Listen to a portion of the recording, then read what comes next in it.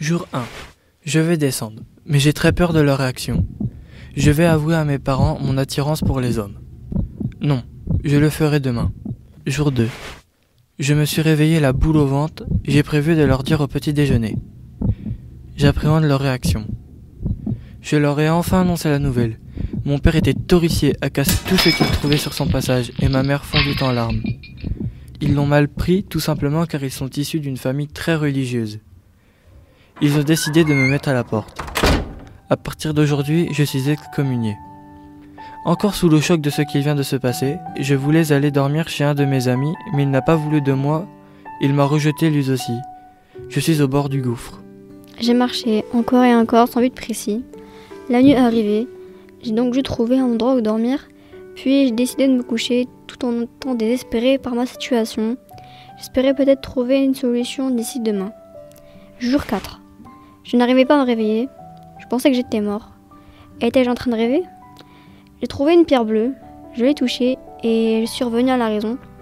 Je me suis demandé où j'étais, il faisait bon ici. C'est alors que j'ai rencontré Jean-Jacques.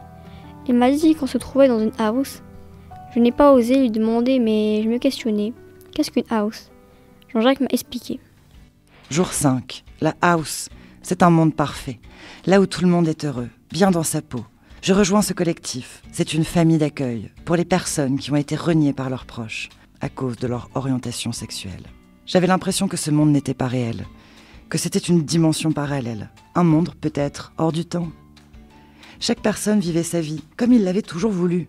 Ils m'ont proposé d'aller faire un tour, histoire de me faire visiter leur résidence, qui était particulièrement colorée. Une fois la visite terminée, on m'a emmené rencontrer la mère de cette fameuse house.